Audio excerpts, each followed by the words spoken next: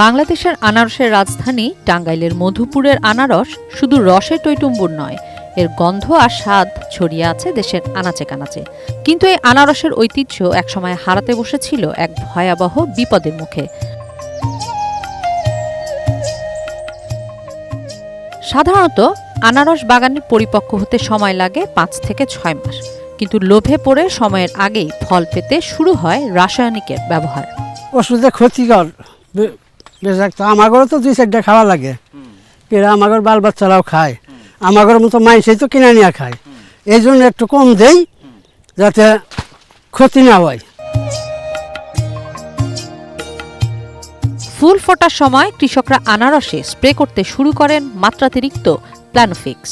ফল বড় করতে ব্যবহার হতো হরমোন সুপারফিক্স, আর পাকাতে ক্যালসিয়াম কার্বাইড, ইথ্রেল কিংবা রাইপেন, যা মানবদেহের জন্য অত্যন্ত ক্ষতিকর। প্রথম দিকে চাষিরা এই উপায়ে লাভ পেলেও ক্রেতারা মুখ ফিরিয়ে নেন মধুপুরের আনারস থেকে।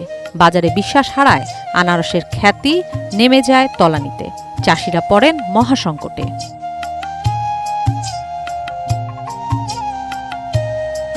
ঠিক এমন সময় মধুপুরের মহিষমারা গ্রামের একজন চাষি সানোয়ার হোসেন দাঁড়িয়ে যান এই স্রোতের বিপরীতে। শুরু করেন নিরাপদ বিষমুক্ত আনারস চাষ, গড়ে তোলেন নিরাপদ চাষি সমিতি। সবাই মিলে আমরা চেষ্টা করিতেছি এবং এটার ফলও পাইতেছি, যার দরুন এইবার আনারস আমি কমপক্ষে ১,০০০ ভোক্তার সাথে বিভিন্ন জায়গায় কথা বলেছি, ভাই আনারসটা কেমন। সবাই বলছে ভাই অসাধারণ একটা আনারস। হ্যাঁ, এবং সব চাষিরা দামও পাইতেছে। যখন একটা মানুষ একটা জিনিস খাইয়া স্বাদ পায় তখন ও ২ টাকা বেশি দেখি না।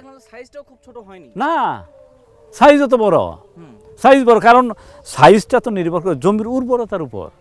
আমার জমিতে পর্যাপ্ত আমরা জৈব সার ব্যবহার করি, পরিমাণ মতো রাসায়নিক সার ব্যবহার করি, এবং যেখানে যা প্রয়োজন, যেখানে যতটুকু যত্নের প্রয়োজন আমরা ওইভাবে করি। এই সমিতির সদস্যরা কেউই ক্ষতিকর রাসায়নিক ব্যবহার করতেন না, ফলে সেই সময়েও তাদের আনারসের ছিল আলাদা কদর। এই সমিতির চাষিরা কেবল নিজেরা সতর্ক হয়েই থেমে যাননি, অন্য চাষিদেরও সচেতন করতে শুরু করেন তারা। দাঁড়ে দাঁড়ে গিয়ে বোঝাতে থাকেন শুধু ক্ষতি মানুষের নয়, মাটিরও। এখন আসলে কৃষক তো আসলে কি ভাই ফরমালিন আগে যেরকম দিছে এখন মনে করেন যে ফরমালিন একটুই হয়, কম দেয়, যাতে আমাদের মধুপুরের মালটা যাতে হয়, চলমান হয়। সানোয়ার ও তার দলের কাজ শুধু মাঠে সীমাবদ্ধ ছিল না, তাদের উদ্যোগ দেখে স্থানীয় প্রশাসন, কৃষি বিভাগও এগিয়ে আসে। বিভিন্ন জায়গায় প্রশিক্ষণ সভা, উঠোন বৈঠকও শুরু হয়। ধীরে ধীরে কৃষকদের মধ্যে সচেতনতা বাড়ে। চাষিরা বুঝতে শুরু করেন স্বল্পমেয়াদী লাভ নয়, দীর্ঘমেয়াদী বিশ্বাসী আসল। বেশিরভাগ কৃষক রাসায়নিকের পথ ছেড়ে ফিরে আসেন নিরাপদ চাষের দিকে। মধুপুরের আনারসে এখন আর কোনো ক্ষতিকর রাসায়নিক ব্যবহার হয় না, রয়ে গেছে শুধু স্বাদ, ঘ্রাণ আর পুষ্টিগুণ। এবারের মৌসুমে সেই নিরাপদ আনারস পেয়েছে বড় সড় সারা। মৌসুমও হয়েছে দীর্ঘ, দামও মিলেছে ভালো। ভালো থাকার কারণ হলো গেছে পারে যে গ্যাঞ্জামের নিগা বেচাকিনি ভালো হয় নাই, আবার এতে কোনো গ্যাঞ্জাম নাই, বেচাকিনি ভালো, বাজারও ভালো, টানতেও আছে ফল। দেশ জুড়ে আবার চাহিদা বেড়েছে মধুপুরের আনারসের। ক্রেতারা ফিরেছেন আস্থার জায়গায়, চাষিরা পেয়েছেন তাদের পরিশ্রমের ন্যায্য মূল্য।